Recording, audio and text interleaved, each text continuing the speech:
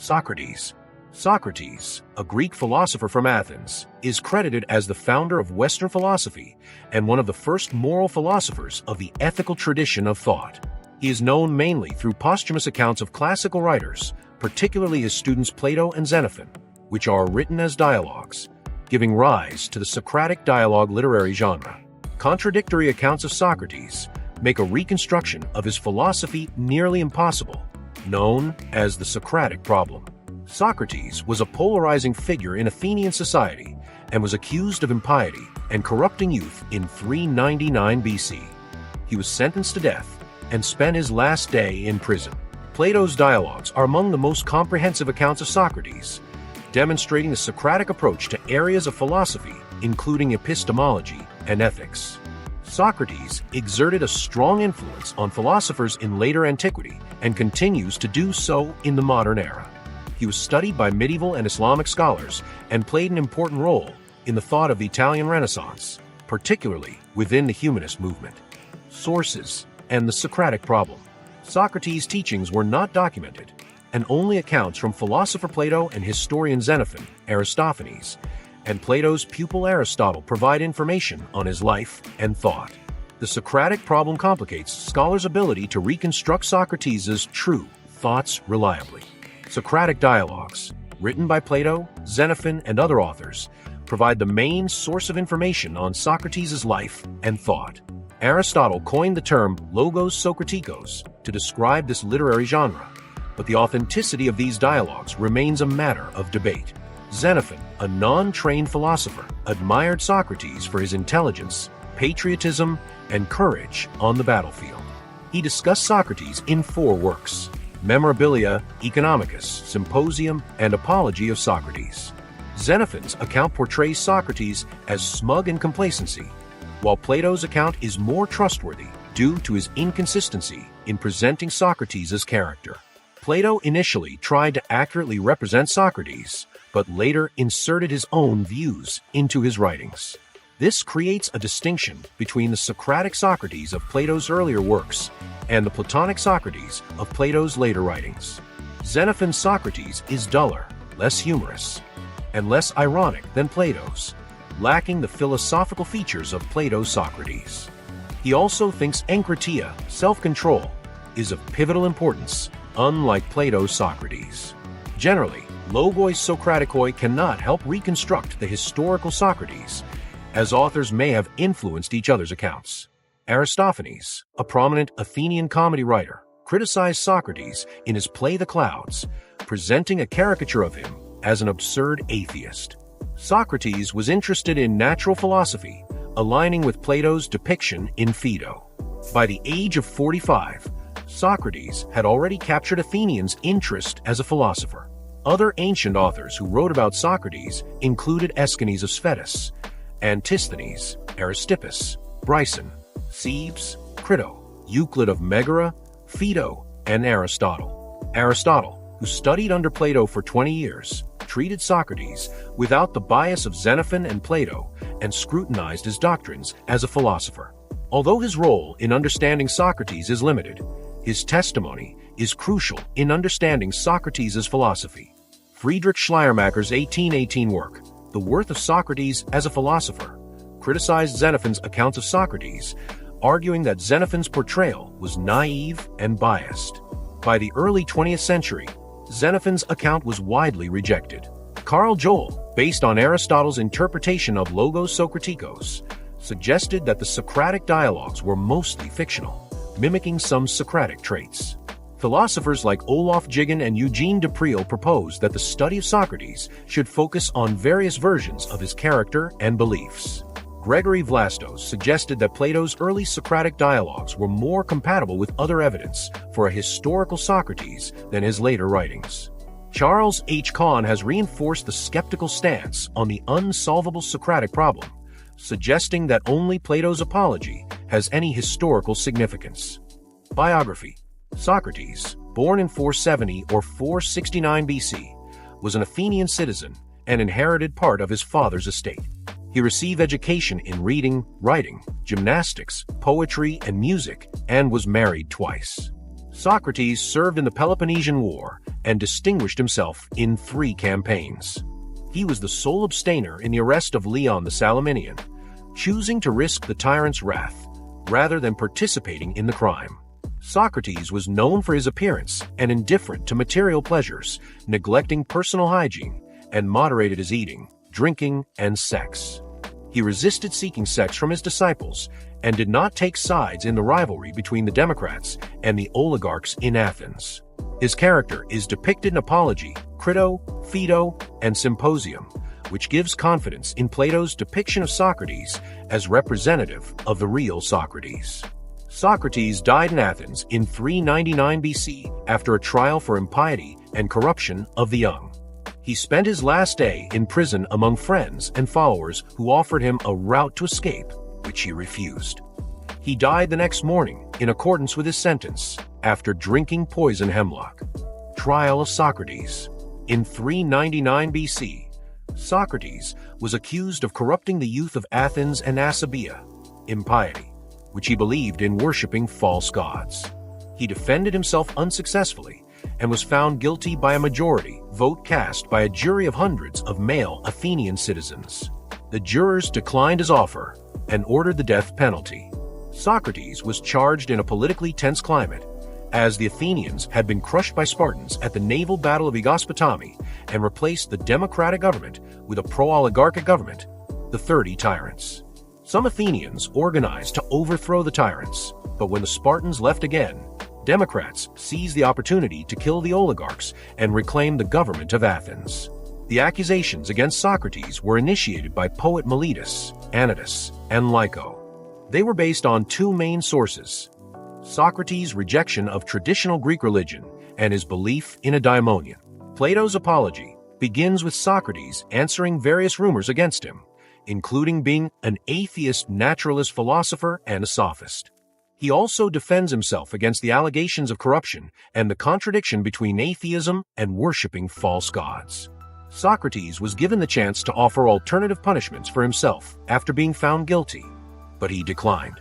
The jurors favored the death penalty by making him drink a cup of hemlock, and he warned jurors and Athenians that criticism of him by his disciples was inescapable unless they became good men. After a delay caused by Athenian religious ceremonies, Socrates spent his last day in prison. The question of what motivated Athenians to convict Socrates remains controversial among scholars. There are 2 theories. One is that Socrates was convicted on religious grounds, and the other is that he was accused and convicted for political reasons. Philosophy. The Socratic method, a fundamental characteristic of Plato's philosophy, is a method of refutation, elenchus, that involves a dialogue with an expert on a topic. Socrates initiates the dialogue by asking for a definition of the subject, and as the expert's answers contradict the first definition, it is concluded that the expert did not know the definition. The interlocutor may come up with a different definition, which is then scrutinized through Socratic questioning. The discussion often places doubt on the common opinion, as the interlocutor's definitions often represent the mainstream opinion. Socrates also tests his own opinions through the Socratic method, acknowledging his own ignorance while searching for truth with his pupils and interlocutors. Scholars have questioned the validity and exact nature of the Socratic method, with Gregory Vlastos arguing that it was a way to show that an interlocutor's beliefs were inconsistent. There are 2 main lines of thought on this view: the constructivist approach, which argues that Socrates seeks to refute claim, and the non-constructivist approach, which argues that Socrates merely aims to establish inconsistency between the premises and conclusion of the initial argument.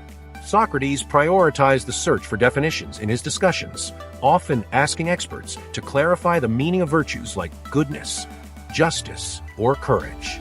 He collected clear examples of virtues and sought to establish commonalities. This approach was a response to sophist skepticism, which challenged the substance of virtues. Some scholars argue that Socrates does not endorse this principle, while philosopher Peter Geach finds the technique fallacious, stating that one may know a proposition even if they cannot define the terms in which it is stated. Socrates, a philosopher, often claims to be aware of his own lack of knowledge, particularly when discussing ethical concepts like arete. He believes that he would pride himself if he knew these concepts, but he does not. This inconsistency can be attributed to Socrates being ironic or modest for pedagogical purposes, or holding different interpretations of the meaning of knowledge.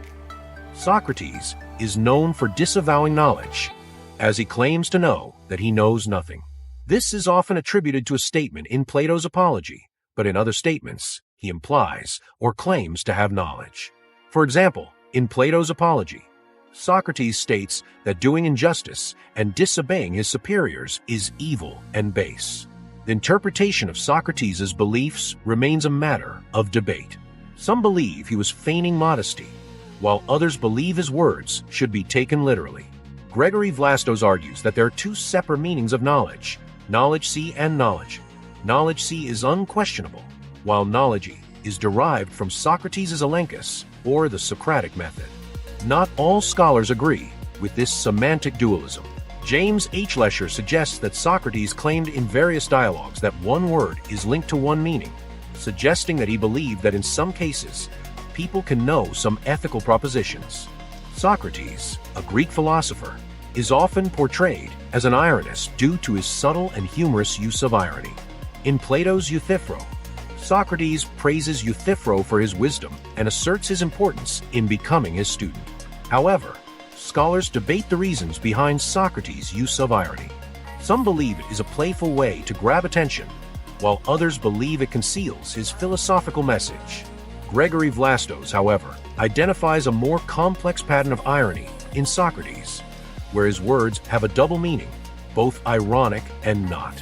For instance, Socrates denies having knowledge, suggesting that he is being ironic when he says he has no knowledge, while also being serious when he denies having knowledge of ethical matters. This view is not widely shared by many scholars. Socrates believed that the pursuit of eudaimonia motivates all human action, with virtue and knowledge being linked to eudaimonia. However, the relationship between virtue and eudaimonia is debated, with some arguing they're identical or vice versa. Socrates also emphasized moral intellectualism, where knowledge is the foundation of virtue and humans are guided by cognitive power to comprehend their desires. He de-emphasized irrational beliefs and passions, as seen in Plato's Protagoras. Socrates prioritized intellect as the way to live a good life, de-emphasizing irrational desires. Plato's dialogues, such as Gorgias and Meno, support Socrates' intellectual motivism, with some claiming that Socrates acknowledged the existence of irrational motivations but denied their primary role in decision-making. Scholars have been puzzled by Socrates' view on akrasia, which is acting based on irrational passions. Socrates' religious nonconformity in ancient Greece challenged the views of his time and reshaped religious discourse for centuries. Religion was fragmented, celebrated in festivals for specific gods and domestic rituals, with no sacred texts. Socrates' discussions on divinity and the soul were mostly focused on philosophy and the pursuit of knowledge. He argued that the gods were inherently wise and just, a perception far from traditional religion at the time. Socrates' thought contrasted with traditional Greek theology, which took lex talionis, the eye for an eye principle, for granted. He believed that goodness was independent from gods, and that gods must themselves be pious. In Plato's Apology, Socrates acknowledged gods more than his accusers, taking the existence of gods for granted. He also believed in oracles, divinations, and other messages from gods, but these signs did not offer him any positive belief on moral issues. Rather, they were predictions of unfavorable future events. In Xenophon's Memorabilia, Socrates constructs an argument close to the contemporary teleological intelligent design argument, claiming that a divine creator must have created the universe for the advance of humankind. He sometimes spoke of a single deity, while at other times referred to plural gods, suggesting that a supreme deity commanded other gods, or that various gods were manifestations of this single deity. The relationship between Socrates' religious beliefs and his strict adherence to rationalism has been debated, with some suggesting that Socrates interpreted every divine sign through secular rationality for confirmation, while others argue that it is anachronistic to assume that the religious and rational realms were separate. Socrates, a Greek philosopher, claims to hear a daimonic sign, an inner voice, when he is about to make a mistake. This daimonion, which began in childhood, deters him from his intended actions but never provides positive advice. Modern scholarship has interpreted this Socratic daimonion as a rational source of knowledge, an impulse, a dream, or a paranormal experience felt by an ascetic. Socrates' practice of politics has been influenced by this daimonion. Socrates' theory of virtue posits that all virtues are essentially one, as they are forms of knowledge. He believes that a person's inadequacy stems from their lack of knowledge, and vice versa. This theory is reflected in the famous dictum, "No one errs willingly." Socrates uses the example of courage to illustrate this, arguing that knowing the danger allows one to take risks. Aristotle echoes Socrates' view that virtue is the end of life. Socrates' love affairs with Alcibiades and other young people are debated, with some suggesting they were sexual and others focusing on improving them. Socrates' flirtatiousness is evident in various works, but the exact nature of his relationship with Alcibiades is unclear. The Socratic theory of love is largely derived from Lysis, where Socrates discusses parental love and its manifestation in relation to children's freedom and boundaries. Some scholars argue that Socrates held an egoistic view of love, suggesting only useful people would be loved. Others argue that Socrates' doctrine allows for non-egoistic love for a spouse, while others deny any egoistic motivation. In Symposium, Socrates argues that children create a false impression of immortality, leading to unity among them. He believes love is rational. Socrates claims to know only that he does not know, but in Plato's Symposium, he promises to tell the truth about love, which he learned from a clever woman. Socrates, a prominent philosopher, was involved in public political and cultural debates, but his exact political philosophy is difficult to define. He believed that he was one of a few Athenians who practiced true politics, aiming to improve the city's citizens rather than gratification. He never ran for office or proposed legislation, but he abided by the law and carried out his military duty by fighting wars abroad. Socrates spent his time conversing with citizens, scrutinizing their beliefs, and bringing the contradictions of their ideas to light. He believed politics was about shaping the moral landscape of the city through philosophy rather than electoral procedures. There is debate over Socrates' position in the polarized Athenian political climate, which was divided between oligarchs and democrats. Some theories suggest that Socrates leaned towards democracy, as he disobeyed the oligarchic government and respected the laws and political system of Athens. Others suggest that Socrates endorsed views in line with liberalism, a political ideology formed in the Age of Enlightenment. Socrates was seen as the first proponent of civil disobedience, as he strongly opposed injustice and refused to serve the 30 tyrants' order to arrest Leon. In the broader picture, Socrates' advice would be for citizens to follow the orders of the state unless they deemed them unjust. Legacy. Socrates, a philosopher who lived during the Hellenistic era, had a significant impact on philosophy. His teachings were traced to Plato's Academy, Aristotle's Lyceum, the Cynics, and the Stoics. Interest in Socrates continued to grow until the 3rd century AD, with philosophical schools diverging greatly in their interpretation of his thought. Socrates shifted the focus of philosophy from studying the natural world to human affairs. Socrates' pupils, Euclid of Megara, Aristippus, and Antisthenes, followed Socrates' teachings, drawing different conclusions among themselves. Antisthenes believed in virtue as the only important thing, while Aristippus supported wealth accumulation and a luxurious lifestyle. Aristippus founded the Cyrenaic philosophical school, which was based on hedonism and emphasized living an easy life with physical pleasures. Euclid, a contemporary of Socrates, continued Socrates' thought by focusing on the nature of virtue. The Stoics relied heavily on Socrates, applying the Socratic method to avoid inconsistencies and prioritizing virtue and goodness. Platonism claimed Socrates as its predecessor in ethics and knowledge theory. Arcesilaus, the head of the academy, changed the academy's doctrine to academic skepticism, centered on Socratic ignorance. The Stoics argued that Socratic ignorance was part of Socratic irony, which became the dominant narrative of Socrates in later antiquity. Aristotle considered Socrates an important philosopher, but he was not a central figure in Aristotelian thought. Epicureans and Pyrrhonists were antagonistic toward Socrates, accusing him of superstition, character flaws, and mockery. Socratic thought spread to the Islamic Middle East, where early Muslim scholars translated Plato's works into Arabic. Muslim scholars admired Socrates for combining ethics with his lifestyle, possibly due to his resemblance to Muhammad's personality. Socratic doctrines were altered to match Islamic faith, with Socrates arguing for monotheism and the temporality of this world and rewards in the next life. His influence in the Arabic-speaking world continues to this day. In medieval times, little of Socrates' thought survived in the Christian world. However, works by Christian scholars like Lactantius, Eusebius, and Augustine were maintained in the Byzantine Empire.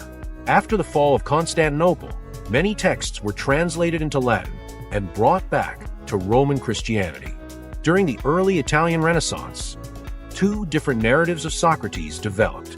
The humanist movement revived interest in classical authors, with Leonardo Bruni translating Plato's Socratic Dialogues, and Giannozzo Manetti authored a book, A Life of Socrates. They defended secularism as a non-sinful way of life, censoring parts of Socrates' dialogues that promoted homosexuality or pederasty. In conclusion, ancient Socratic philosophy was initially met with skepticism in the Christian world. In early modern France, Socrates' image was dominated by his private life rather than his philosophical thought. Some thinkers use Socrates to highlight and comment upon controversies of their own era, while others like Théophile de Viau and Michel de Montaigne link him to rationalism as a counterweight to contemporary religious fanatics. In the 18th century, German idealism revived philosophical interest in Socrates through Hegel's work, who saw Socrates as a turning point in human history by introducing the principle of free subjectivity or self-determination. Hegel considered Socrates as a predecessor of later ancient skeptic philosophers, but never clearly explained why. Søren Kierkegaard considered Socrates his teacher and authored his master's thesis on him, The Concept of Irony, with continual reference to Socrates, where he argued that Socrates is not a moral philosopher, but purely an ironist. Friedrich Nietzsche resented Socrates' contributions to Western culture, holding him responsible for the deterioration of ancient Greek civilization during the 4th century BC and after. He believed that Socrates turned the scope of philosophy from pre-Socratic naturalism to rationalism and intellectualism, leading to a perverse situation that continued down to his day.